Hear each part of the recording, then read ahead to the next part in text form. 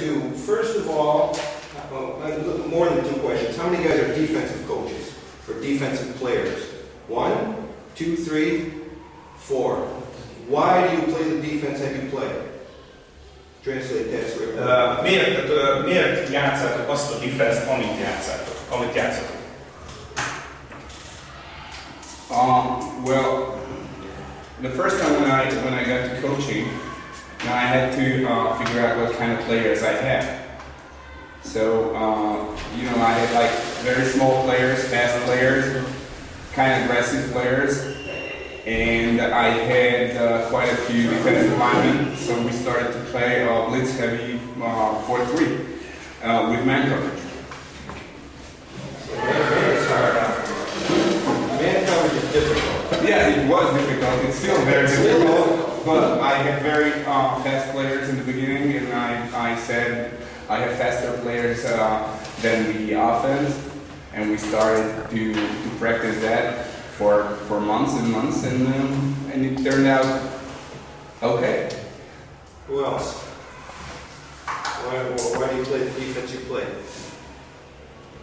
You're the head coach, right? Yeah. Okay, so you have to know why. But we have the defense coach is Christian, and I am hogyan azt mondjuk hagyni? He can do it himself. So.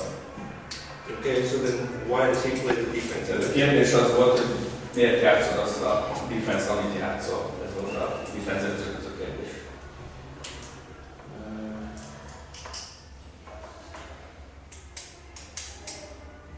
My players can this defense. So your players? Yeah. Real motion?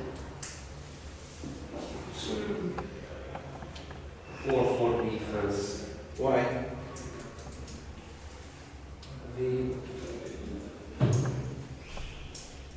speak English. You can say it in Hungarian.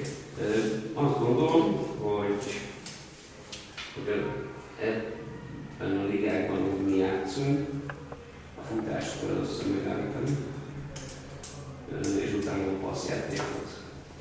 So he said that in the leagues they are playing, he needs to take care of the running first and then the passing. So that's why he chose it. Okay. Jó, és akkor én is mondanám magyarul nekem, hogy megértem, de angolul meg Csak tudom beszélni. Tehát amikor védőedzőként játszottam, akkor olyat választottam, amikor az egész szisztémát értettem. És volt egy olyan könyvem, vagy mondjuk a kócsal volt együtt. Az ő szisztémáját értettem, utána olvastam, ha egészben tudtam kezelni, volt egy teljes történet, amit értettem, azt a szisztémát vittem végig. Utána elkezdtem, ha volt egy könyv vagy bármi, elkezdtem megnézni. Ha végigolvastam, megértettem egy szisztémát, és gondoltam, hogy tudom alkalmazni, akkor megpróbáltam átültetni. De a lényeg az volt, hogy egy egységes rendszer valósul. Okay, he said about the system they were playing when he was the defensive coordinator. He played that because it was a system that he understood fully from A to Z. So he knew everything about it, even if because he had a book about it or any resources, he could learn it, or from you mention it.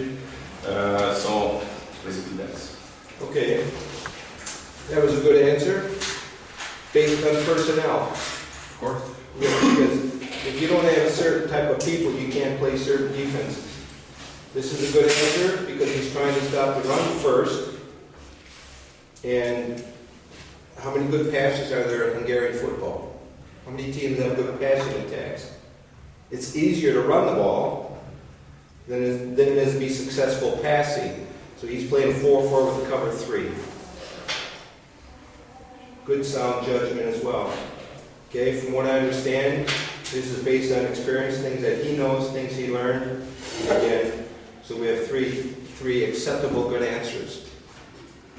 All right, so what I'm going to do is go over some fronts for you and give you some responsibilities. Now, some of you that have heard me before, this is gonna be like a review. I will start it over, coach, with the translation thing. I mean, I tell them that it's not necessary. Okay. Tehát abban maradtunk, hogy nem fordítunk minden mondatot. Ha valaki valamit nem ért, akkor szóljon, illetve ha kérdés van, akkor azt nem kell feltétlenül angolul mondani, szívesen segítünk, és akkor lefordítjuk. Okay, first we have to have a common terminology so you all understand what I'm talking about. So you may know this, it might be a review, it should be a review, you better know it. First is gap responsibility, or gaps, all right? Guard center gap is, somebody tell me. A gap, right. Okay, guard tackle, B gap, tight end tackle, C. So it's the same on both sides. Okay, and whatever defense you're playing, you have to have each gap accounted for. If you leave a gap open or free and they hit that gap, you're going to be in trouble. You going to translate all this or what?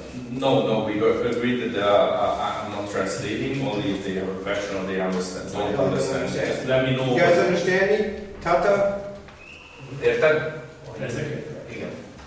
Okay, then I'll keep going. Coach, if you need, if you think that there is something important, really important, I should translate, then just let me know.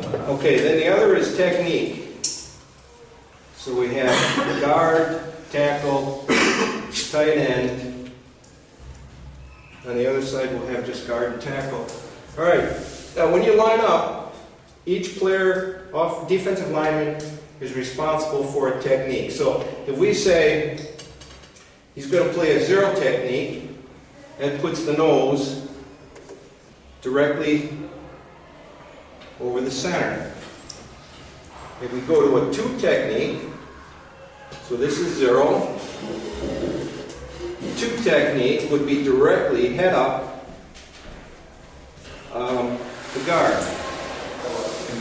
All right, if we go to a four technique, that's head up, the tackle on both sides, and we go to a six tech, that would be head up the tight end. All right? Now, if we want to go to an outside shade,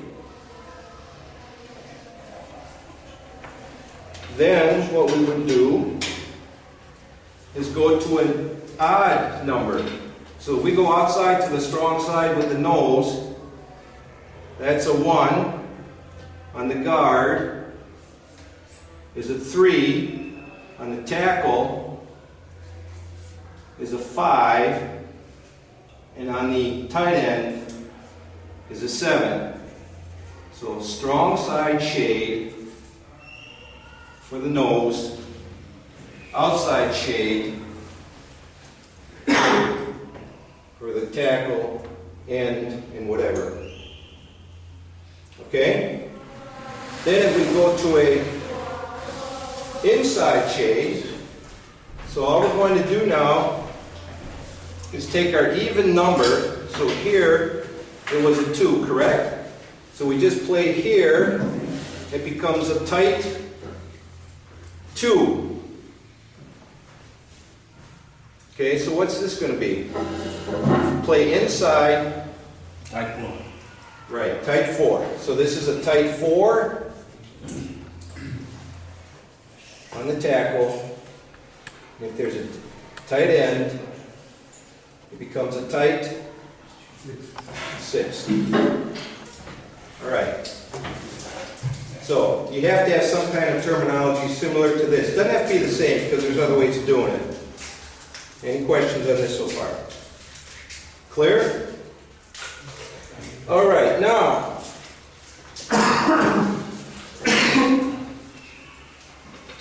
we go back to our, we'll put a tight end up.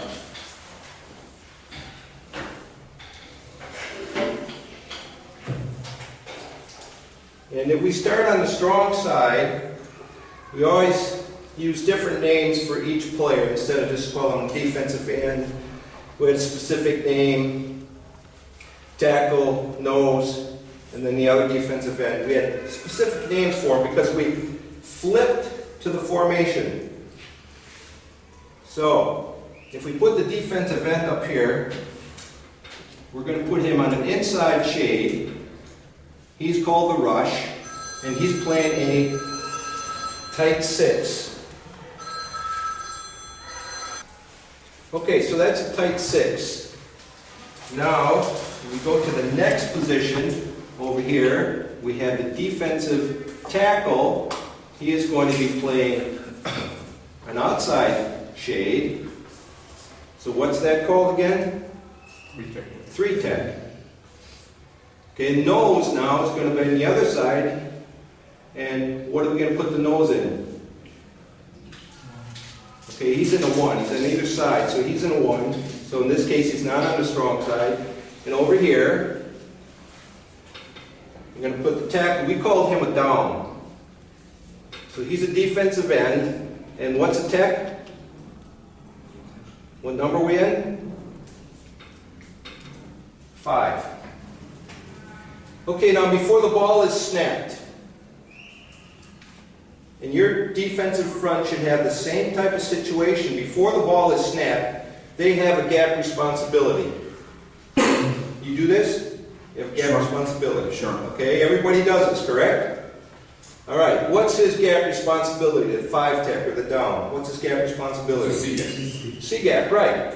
So he's got outside of the offensive tackle. Okay, nose, what's his gap responsibility? Weak side A. All right? 3-tech or tackle? Strong side B. All right? And the rush? He has C on the strong side. Okay, now, once the ball is snapped, what is the reaction that each defensive lineman should be doing or going through? So what's going to happen here? The ball is snapped, and what's this guy going to do? Is he going to just charge upfield into the C gap? Is he just going to charge upfield into the A gap? Same thing here and same thing there. What do they do? What do your guys do? It depends on the call because Base. it's a pass rushing. Base call, No, they have to charge the inside or outside shoulder and breastplate of the offensive lineman.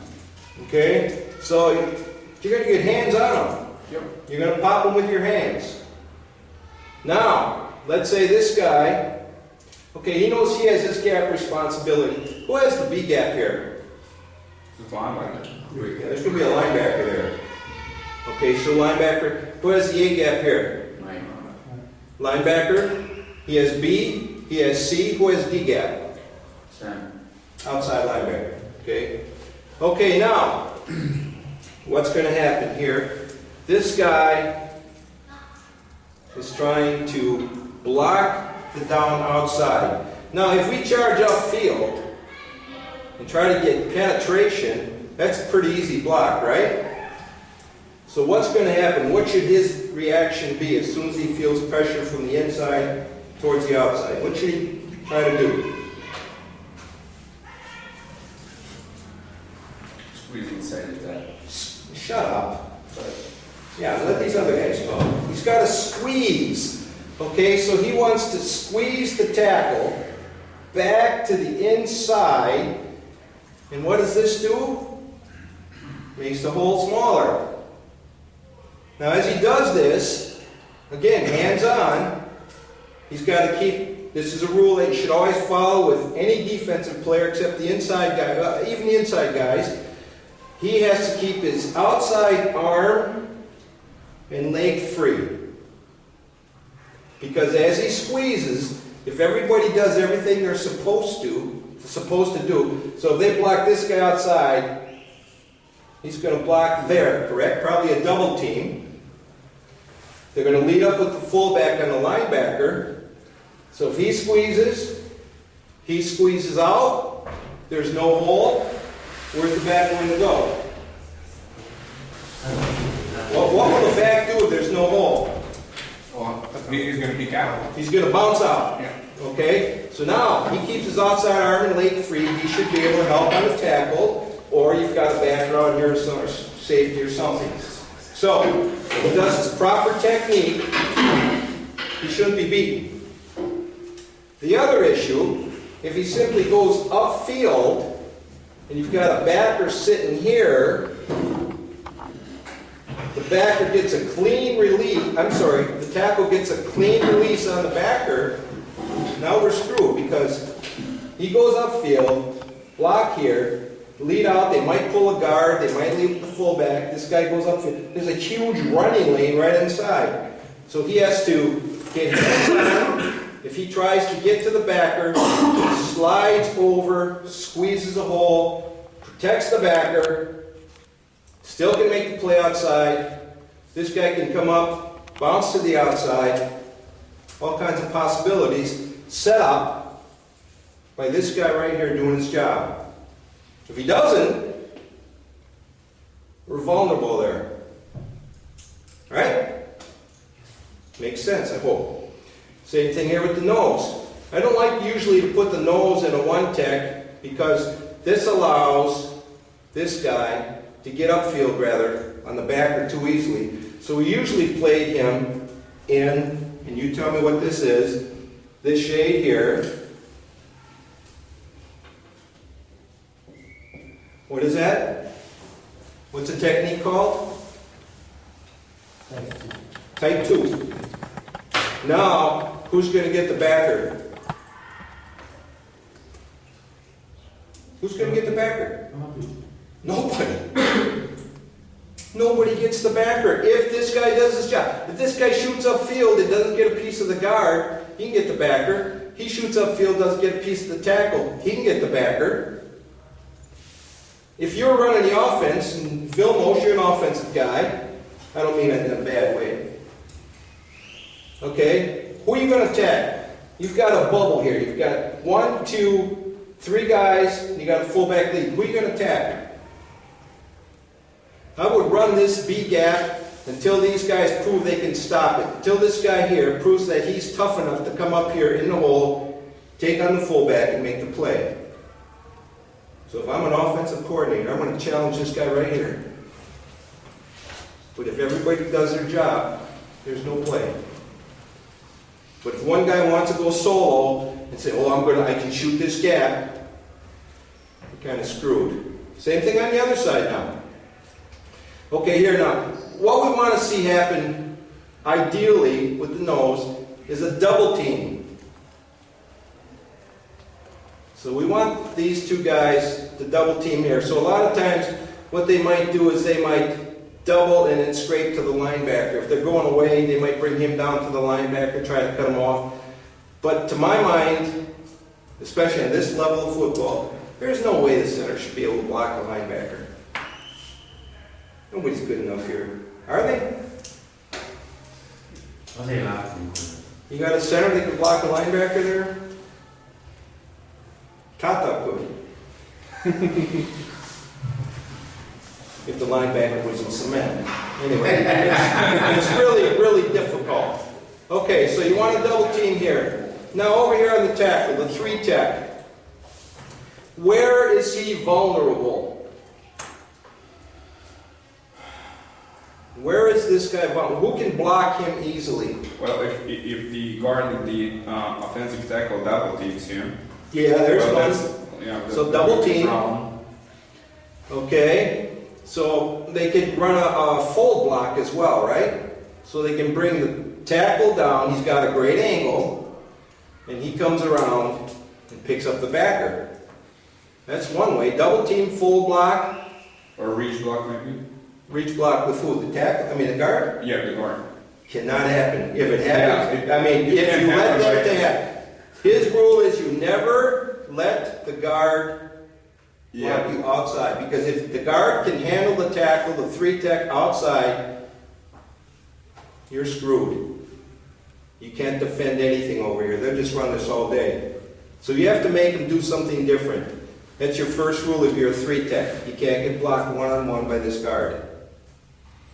Okay, they'll do this. You're vulnerable there. Fold. All right. Now,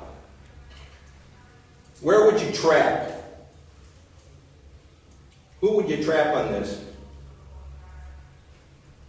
3-tech. 3-tech, right.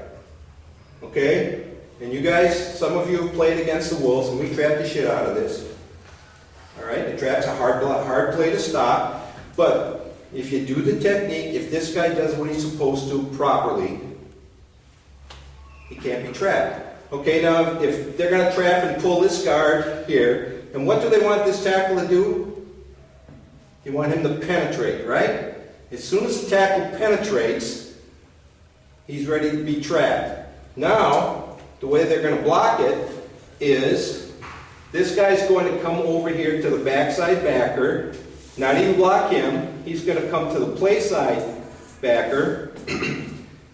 How do you stop it? If he penetrates here, he comes and he kicks out. So how do you stop this? Okay, you have to attack the guard. You have to attack the guard. Two things are going to happen. It keeps the guard from getting here. So you protect your linebacker.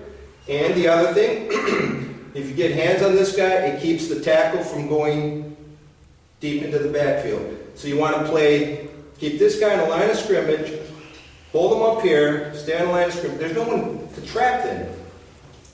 So in theory, it's very simple. All right, double team, possibly, right?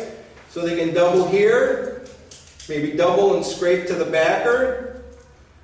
If we go to the rush, what's the rush vulnerable to?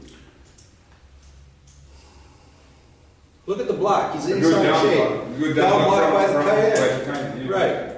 Who has a good tight end? Anybody? Any good tight ends in Hungary? Yeah. Who has a tight end? Yeah. You have a good tight end. All right. Would you block down? Could your tight end handle? Yeah. Okay, so now the tight end feels a down block. What's he going to do? Wow. Okay, you can't get hooked. If you're hooked, then you're in trouble. So your first gap responsibility is right inside here. So now the ball is snapped. The tight end comes down. You're going to attack with what I say you had to do. Keep the outside arm and leg free. Correct? So which hands did you try and attack with? The inside hand. Slide. Work to the outside so he can't get out there. I'm talking about the fullback, tailback, and work to the hole. Always try to go across the offensive lineman's face. If you go behind, okay, say let's go back over to the 5-tech. Here, the down, and we have the nose here. So if he blocks out, and we try to go this way on a run, he blocks this way. All you do is widen out the hole. And is this guy going to catch the back coming through here? Nope. No, you take yourself out of the play. But if you squeeze and go across his face, it takes you right to the ball. If you don't make the tackle, then you force him to bounce outside. And you've got hopefully another guy sitting here. If you're playing a 4-4, you do. You got the backer here can scrape. Okay? So, a couple of rules. Number 1, outside arm and leg free. Number 2, go across the face. Right? So you're going to read and react. It's a 1-gap defense. That's all you have. No 2-gap responsibilities for anyone. All right? Any questions so far? I've already used up my half hour. Any questions? Now, on your defense, you have to have some kind of system that's in place for this. It doesn't matter if you're playing a 4-4, a 4-3, a 3-4. Some people play a 3-5. You still have to cover every gap, and you have to be able to use your proper technique. So the technique should be the same. Doesn't matter what the defense is. The technique for these 4 guys is going to be the same. Line up correctly. Outside arm and leg free, fight across the face, use hands. How many guys use hands in Hungary? Most of the time you see guys, you watch a Hungarian game, and this happens back home as well too, because what's the biggest problem? People stand up, right? You want to stay low. So you see two guys fight like this, they're vertical. If you get underneath, if you get leverage, you're going to win every single time. And size has nothing to do with that. It's all about leverage. All right, now if we flip the formation,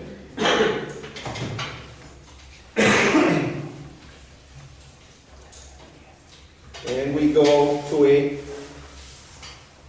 tight end is on our defensive right.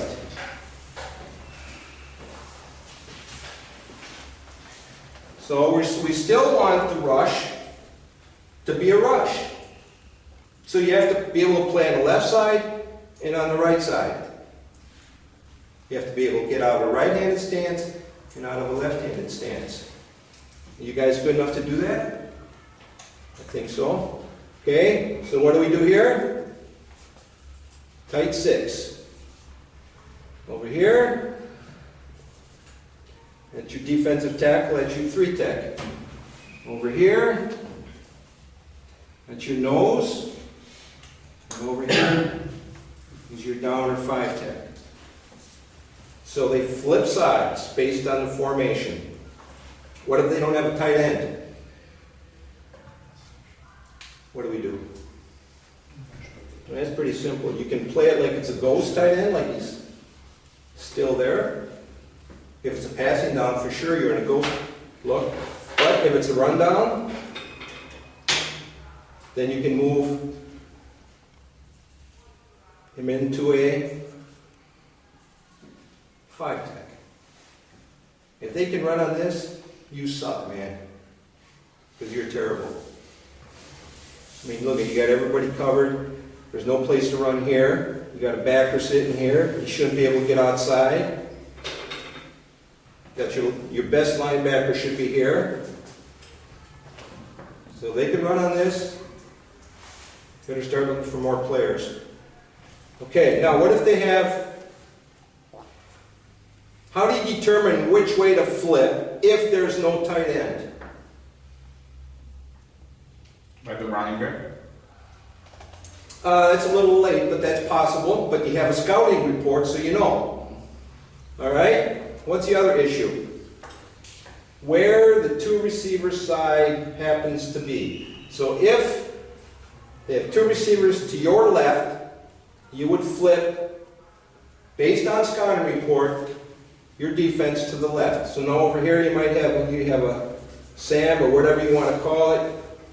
You have a corner there. Your scouting report says they always run to the 2 receiver, or not always, but most of the time run to the 2 receiver side. So you want to flip it this way. Okay? What if they have twins on both sides? Does it matter there? Again, it's based on personnel. So this guy here, he might be a better pass defender. So you take this guy, you can put him on their 2 receiver side, the best receivers, or let's say this is a hash, you put him on the wide side. So based on where you are in the field. Geez, one year we had Hungarian officials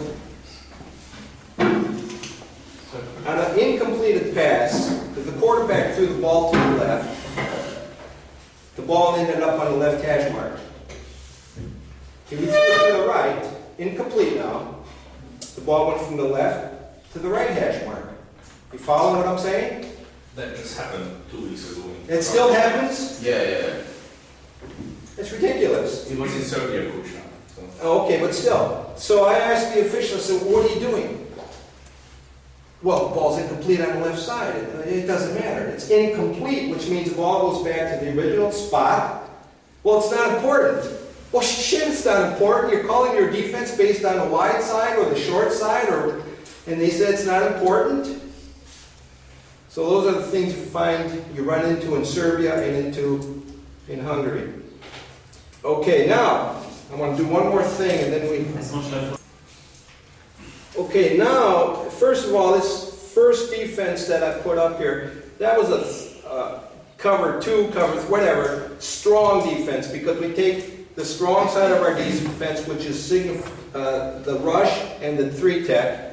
They're on the strong side of the offensive formation, always. So this is a 3 strong, which means a cover 3, and we're flipped to the tight end side. If we go 3 weak, how would we line that up? Here's a formation, they're strong to our left. So who's in a 3 week, what are we going to do here?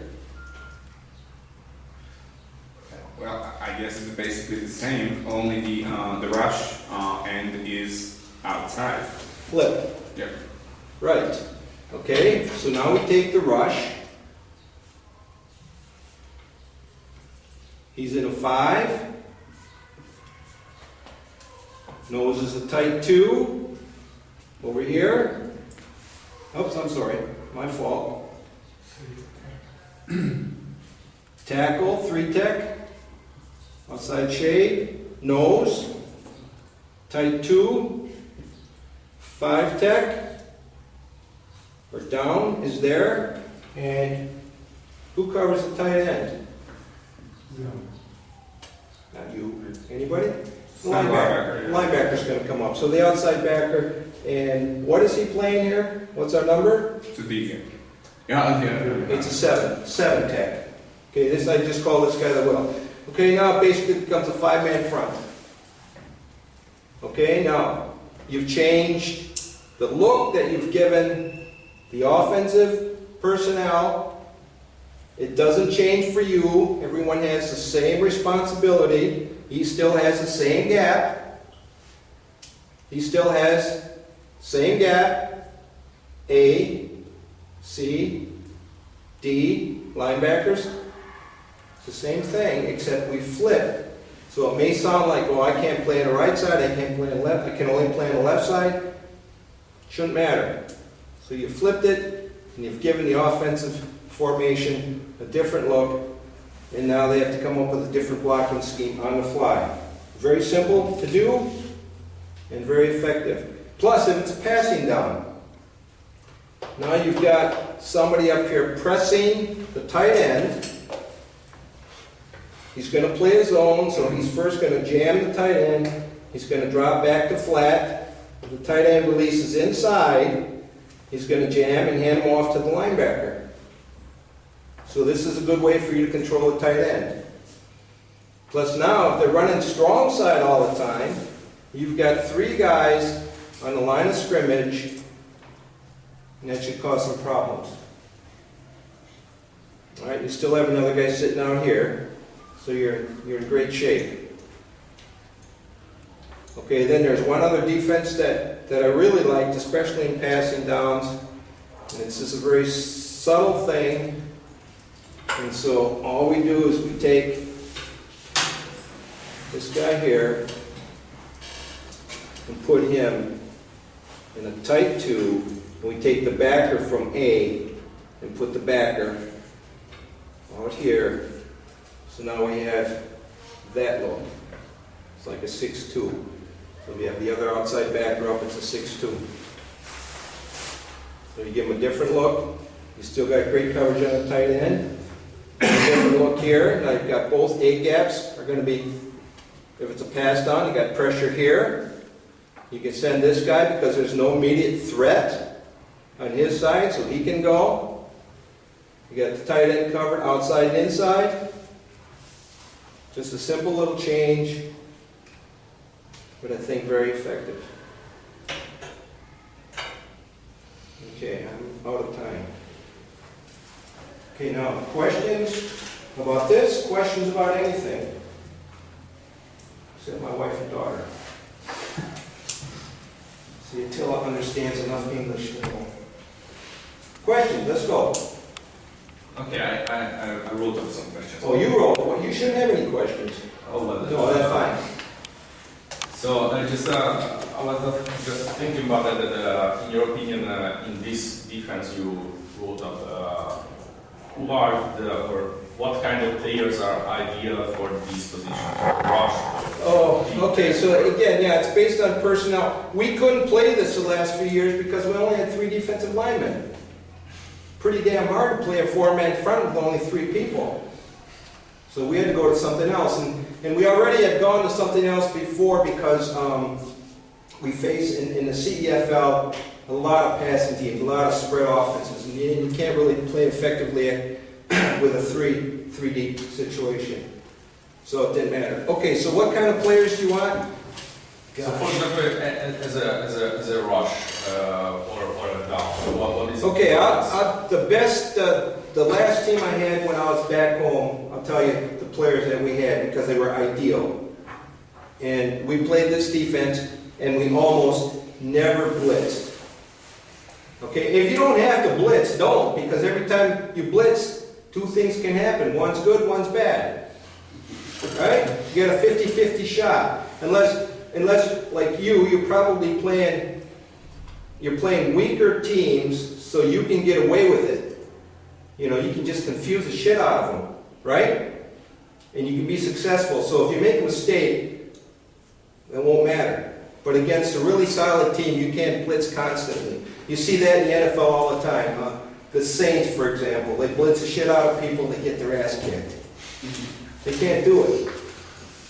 You know, you do it against a good quarterback, you're going to get killed. Okay, so in our defense the last year, the rush was about 6 feet, 2 inches tall and weighed 190 pounds. He was the smallest kid, but he was a hurdler in track and field, athletics. So he was very fast, he was crazy, he was dumber than shit. He was the dumbest kid we had on our team, but he'd do what he was told. So he could get off the ball, he'd provide a lot of pressure coming off the outside. So size didn't matter there. Okay, the 3 tech was a big sucker. He was 6'3", 275. All right, he was big, not fat, just huge. He had great hands, great feet. The nose was extremely smart. He was a wrestler. He was about my height and weighed 250. So he was a little chunky, but extremely quick.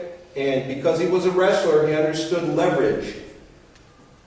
And I have the last game we played in the championship game, these 2 guys, wish we would have had time for the DVD, they were across the face constantly. They did everything perfectly, almost the entire game. The down, okay, normally we didn't have this. He was about 6'3", 240, so he was the second smallest guy, and again, he had quickness and some speed. All right, so here, smaller, huge, light but quick, average size, quick and fast. Now, if you get those kind of guys, that's what you're looking for. But what you want to do is avoid, how can I say it without offending anybody, fat, slow guys. And sometimes you can't do anything about it, that's all you have. Okay, you have another question?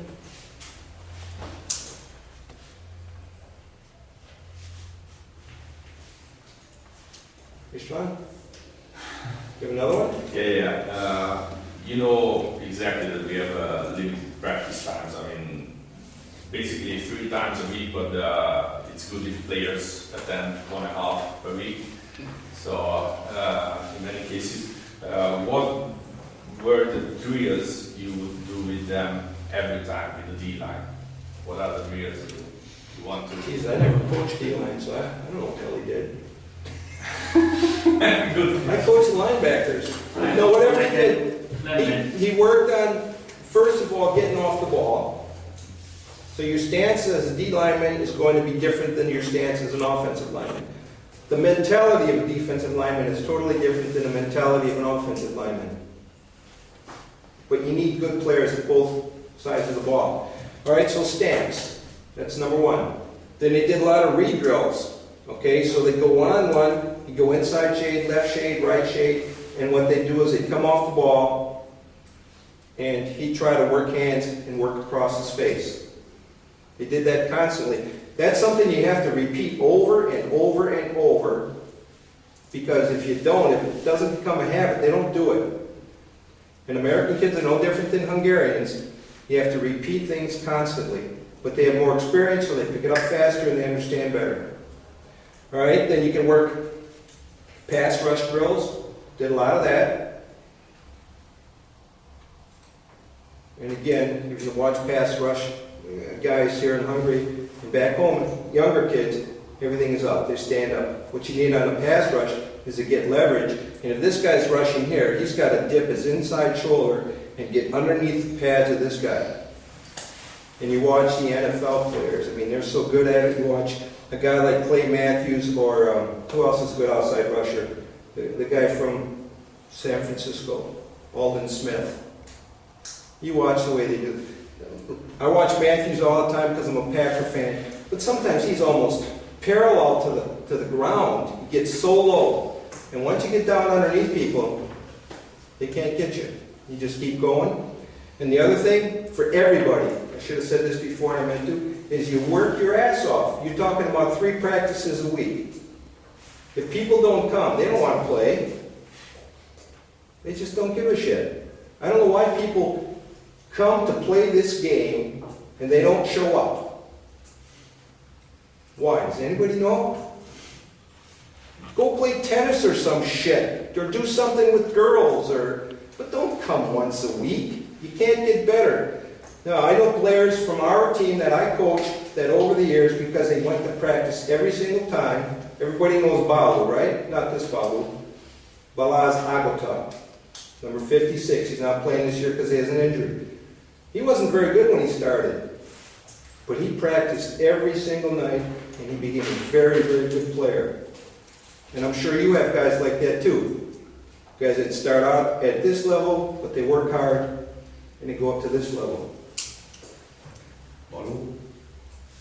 Ja, az, hogy nem játsza ezt most senki Magyarországon, én úgy látom.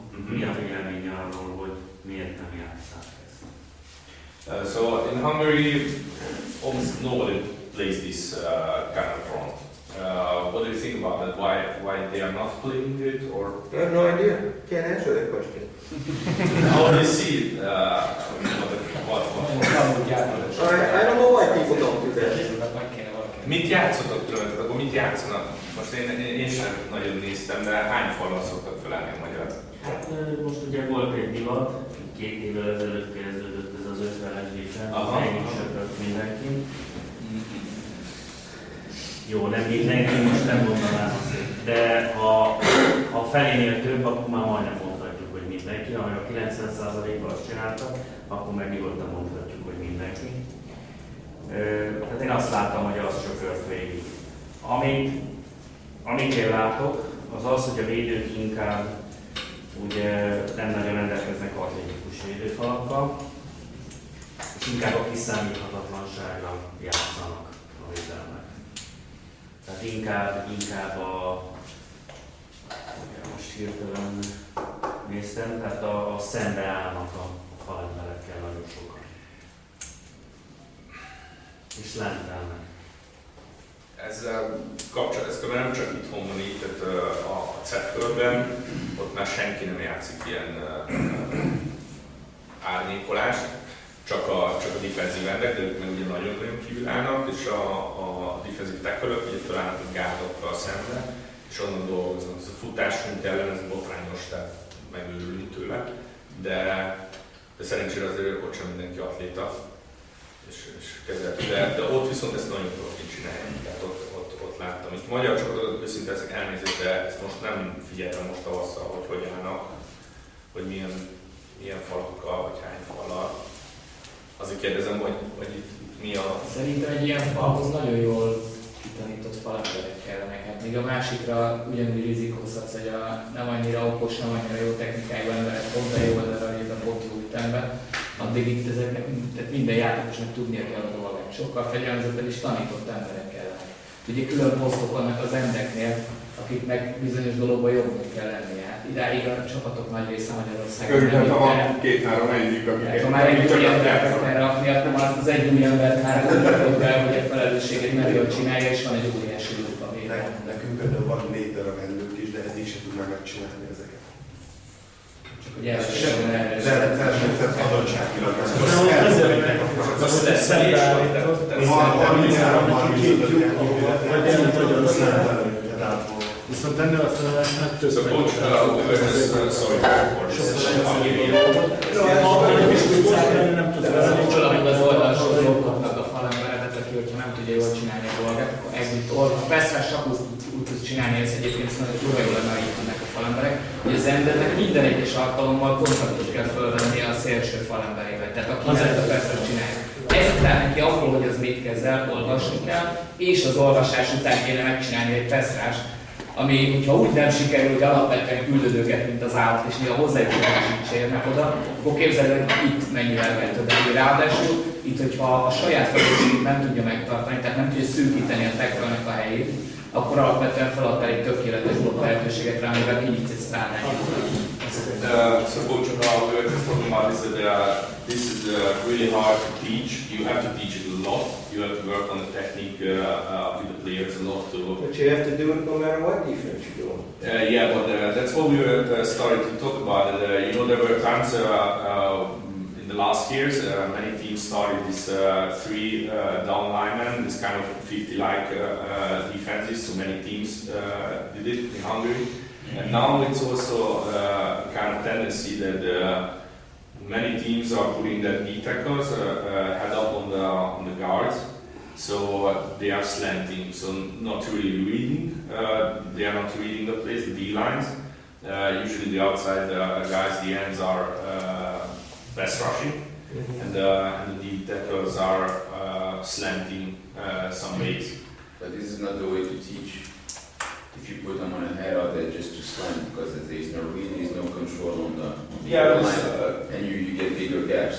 Yeah, but on a head up, you have 50% responsibility on both get most of the time. Yeah, it's really hard, but as I mentioned, you know exactly, coach, that in the CF, which started 2 years ago or 3 years ago, that they started this thing that they don't really line up on a shape, but rather head up on the guards, which makes it harder to create the blocks sometimes for the runs.